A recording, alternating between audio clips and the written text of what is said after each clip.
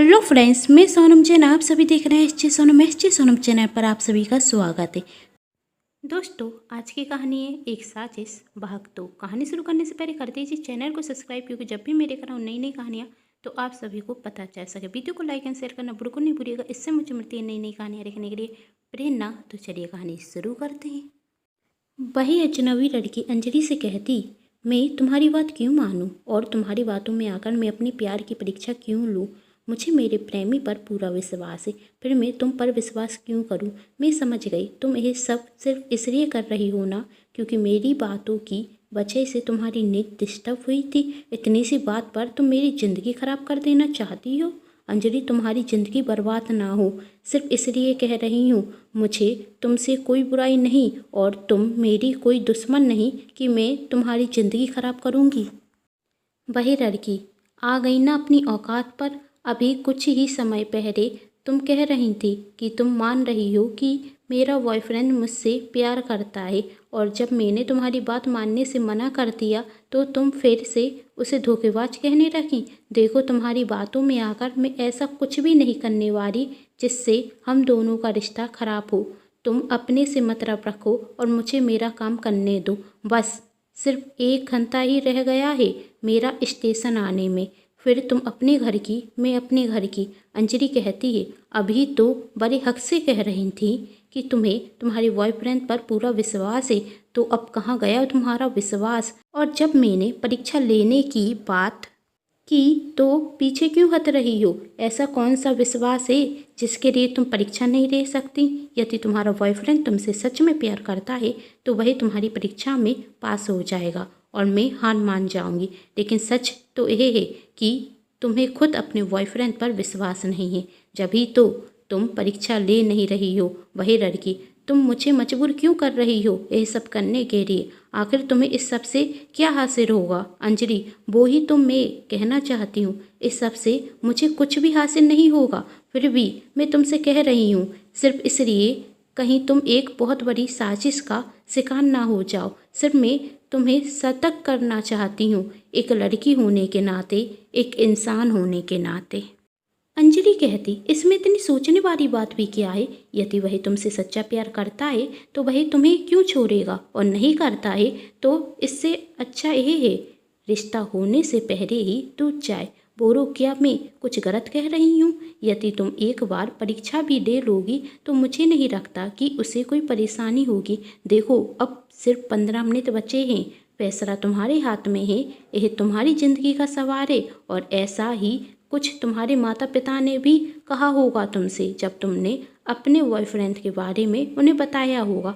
क्या तुम्हारे माता पिता तुमसे प्यार नहीं करते? वह तुम्हारे लिए गलत क्यों सोचेंगे? वही लड़की, ठीक है, तुम्हारी तसल्ली के लिए मैं परीक्षा लेने के लिए तैयार हूँ, लेकिन मुझे पूरा विश्वास है वह इस परीक्षा में पास ही होगा। वही लड़की अंजलि की बात मान तो जाती है, लेकिन क्या अंजलि सही कर रही थी? क्या किसी को अपने प्यार की परीक्षा लेनी चाहिए? स्टेशन आ चुका था। वही लड़की ट्रेन में से उतरती और साथ में अंजलि भी उतरती। स्टेशन पर उतरकर वही लड़की यहाँ वहाँ देख रही थी और अपने बॉयफ्रेंड को देखकर उसके पास जाती। उसका बॉयफ्रेंड, सान्नी, तुम ठीक तो हो ना? वही लड़की, हाँ विवेक, मैं बिल्कुल ठीक हूँ। उसका बॉयफ्रेंड विवेक उससे कहता, तुम जानती हो मुझे तुम्हारी कितनी चिंता हो रही थी।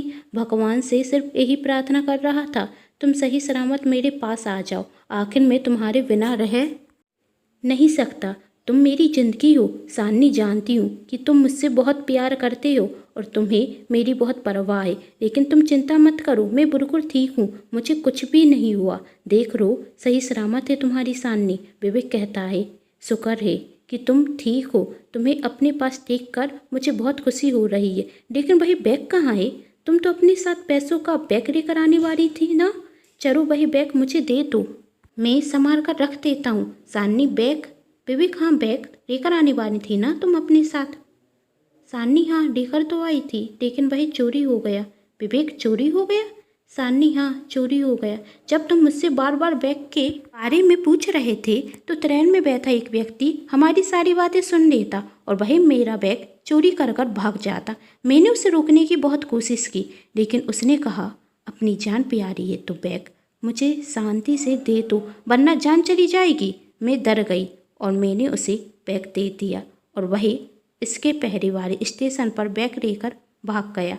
हमारा बैग चोरी हो गया, लेकिन मैं ठीक हूँ। देखो तुम्हारी सान्नी को कुछ भी नहीं हुआ, मैं सही सलामत हूँ। तुम खुश तो हो ना? वैसे भी हमारे पास पैसे हों या ना हों, एक दूसरे का साथ और प्यार तो है ना। वैसे भी जब हम दोनों साथ होंगे तो मिलकर अपना गुजारा तो कर ही लेंगे।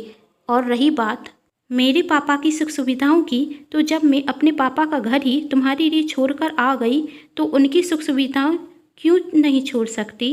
माना कि मेरे पापा बहुत पैसे वाले हैं और उन्होंने आज तक मुझे किसी भी चीज़ की कमी नहीं होने दी, लेकिन अब मैं तुमसे प्यार करती हूँ और तुम्हारे साथ ही तो अब मुझे रहना है, तो मुझे अपनी सुख सुविधाओं की आदत छोड़ देनी चाहिए, है ना। चलो आज हम शादी कर लेते हैं और अपनी ज़िंदगी की नई शुरुआत करते हैं। आखिर तुम भी तो मुझसे बहुत प्यार करते हो और तुम भी तो यही चाहते हो कि हमारी जल्द से जल्द शादी हो जाए। विवेक गुस्से में कहता है, ऐसे कैसे बैग चोरी हो गया? तुम्हें संभाल कर रखना था। जब मैं तुमसे बात कर रहा था तो तुम्हें सावधानी रखनी चाहिए थी कि कहीं तुम्हारी बात कोई सुन ना ले। विवेक कहता, बेवकूफ़ लड़की, तुमसे एक काम भी ढंग से नहीं हो सकता क्या? यही सुनकर सान्नी की आंखों में आंसू आ जाते हैं और वही विवेक से कहती, क्या तुम्हारे लिए कीमती भाई पैसों का बैग है? मैं नहीं। तुमने मुझसे एक बार नहीं पूछा। इस सब में तुम्हें तो कोई चोट नहीं आ गई और तुम मेरी नहीं उस बैग की चिंता कर रहे हो। क्या तुम सच में मुझसे प्यार करते भी हो या नहीं, या तुम्हें सिर्फ और सिर्फ उस बैग से ही प्यार था जिसमें पैसे थे? विवेक चिल्लाकर कहता, हाँ, मुझे सिर्फ और सिर्फ पैसों से ही प्यार है। मूर्ख लड़की, मैंने तुमसे कभी प्यार किया ही नहीं। मैंने तुमसे प्यार का नाटक किया, वह भी सिर्फ तुम्हारे बाप की प्रॉपर्टी की लालच में। तुम अपने माँ बाप की एक रौती बेटी हो। मुझे लगा तुमसे प्यार करने का नाटक करूँगा और तुमसे शादी कर लूँ तो तुम्हारी पूरी प्रॉपर्टी मेरी हो जाएगी, लेकिन तुम्हारे माता पिता तुम्हारी और मेरी शादी कराना नहीं चाहते थे। बहुत होशियार थे, तेरा रिश्ता कहीं और तय कर दिया, लेकिन इतनी आसानी से मैं अपनी 2 साल की मेहनत को कैसे बर्बाद होने देता। मैं जानता था कि तू अभी भी मेरे प्यार में पागल है और अपने माता पिता के कहने पर किसी और से शादी नहीं करेगी, इसलिए मैंने तुझ से कहा कि जब तक मेरी नौकरी नहीं लग जाती मैं तुझसे शादी नहीं कर सकता, और तुझे मजबूर किया तू अपने घर से पैसे लेकर भागकर मेरे पास आ जाए, और मैं उस सब में कामयाब भी हो गया था। लेकिन तेरी एक बेवकूफ़ी की वजह से मेरा सारा प्लान फेल हो गया। तुझसे कुछ पैसे संभाल कर नहीं रखे गए, तूने वही सब पैसे चोरी करा दिए। तुझे फंसाने में 2 साल रखे थे और तूने मेरी 2 साल की मेहनत पर पानी डाल दिया। और क्या कह रही थी, मुझे तेरी परवाह नहीं? क्या करूँगा मैं अब तेरी परवाह कर कर, जब तुम्हारे पास पैसे ही नहीं। सान्नी को विवेक पर गुस्सा आता और वही खींचकर विवेक में एक थप्पड़ लगाने वाली ही थी, लेकिन विवेक सान्नी का हाथ पकड़ लेता और कहता, यह फालतू के नाटक करने की कोई ज़रूरत नहीं है, और उसे धक्का देता। तभी अंजलि आती और सान्नी को संभाल लेती और विवेक से कहती है, शर्म आनी चाहिए तुम्हें। तुमने पैसे की लालच में एक लड़की की ज़िंदगी खराब कर दी। तुम्हारे लिए वह अपना घर परिवार छोड़कर आ गई और तुमने उससे नहीं उसके पैसे से प्यार किया। विवेक, हाँ किया। तो कौन सा गुनाह किया? अमीर बनना चाहता था और इससे अच्छा रास्ता मुझे दूसरा दिखा ही नहीं अमीर बनने का। अंजलि कहती, सान्नी तुम्हारे लिए अपना घर छोड़कर आई थी और अपने पापा के पैसे भी लेकर आई है, लेकिन तुम्हारी किस्मत खराब थी कि उसे ट्रेन में मैं मिल गई। जब मैंने तुम्हारी और सान्नी की सारी बातें सुनी तो ही मैं समझ गई कि तुम उससे नहीं उसके पैसों से प्यार करते हो, क्योंकि तुमने एक बार भी सान्नी से यही नहीं पूछा था कि तुम कैसी हो। तुमने बार बार सिर्फ यही पूछा कि बैग तो सही सलामत तुमने रखा है। यह सब सुनकर मुझे तुम पर उसी वक्त शक हो गया कि तुम सान्नी से नहीं उसकी दौलत से प्यार करते हो, और मेरे कहने पर सान्नी ने तुमसे कहा कि बैग चोरी हो गया, लेकिन कोई बैग चोरी नहीं हुआ। पैसे वाला बैग अभी भी सान्नी के पास है और वही यही रहा।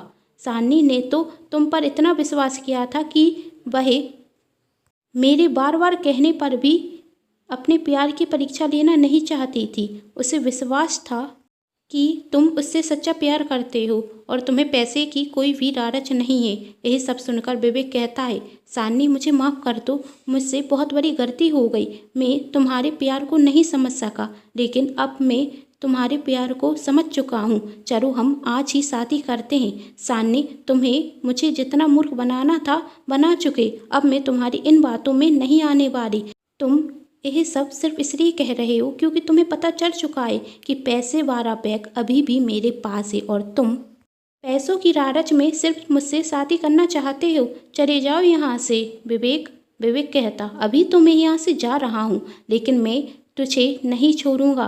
तेरी वजह से मेरा पूरा प्लान चौपट हुआ ना, तुझे मैं बर्बाद कर दूंगा। अंजलि से कहता, अंजलि तुझ जैसे बहुत देखे हैं, चल निकल यहाँ से। विवेक वहाँ से चला जाता और उसे अपनी गलती पर पछतावा था। इस बात का नहीं कि उसने सान्नी को धोखा दिया, बल्कि इस बात का था यदि वह सान्नी से थोड़ा और प्यार से बात कर लेता तो वह सारे पैसे आज उसके पास होते। सान्नी विवेक से प्यार में धोखा खाने के बाद टूट चुकी थी और वह अपनी जान देने की कोशिश करती। सामने से आ रही ट्रेन के आगे वह खूंदने वाली ही थी कि अंजलि उसका हाथ पकड़कर उसे खींच लेती। अंजलि सान्नी से कहती, क्या पागल हो गई हो?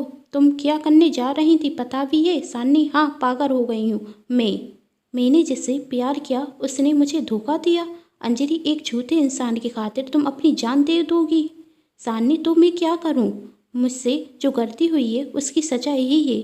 मुझे विवेक जैसे इंसान की बातों पर विश्वास ही नहीं करना चाहिए था। उसके प्यार के लिए मैं अपने परिवार को छोड़कर आ गई।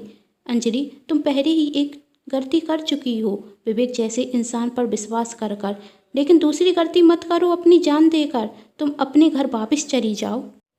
अंजलि, एक अजनबी होने के नाते तुमने मुझ पर विश्वास किया था और मेरी बात मानी थी, तो फिर एक दोस्त होने के नाते मेरी बात मान लो और अपने घर वापस चली जाओ। सान्नी, दोस्त? अंजलि, हाँ दोस्त। हमारा दोस्ती का रिश्ता है जो कभी भी नहीं टूटेगा। देखो तुम्हारी ट्रेन आ रही है, तुम अपने घर चली जाओ और मेरी भी ट्रेन का जाने का समय हो गया है, मुझे भी जाना होगा। दोनों अपनी अपनी ट्रेन पकड़ती हैं, दोनों के रास्ते अलग थे, दोनों अपनी अपनी ट्रेन पकड़ती और एक दूसरे को बाय करती। अंजलि और सान्नी दोनों ही नहीं जानती थी कि अब वह मिलेंगी या नहीं, लेकिन वह एक बहुत अच्छी दोस्त जरूर बन चुकी थी। दोस्तों, यह कहानी यहाँ पर ही समाप्त होती है।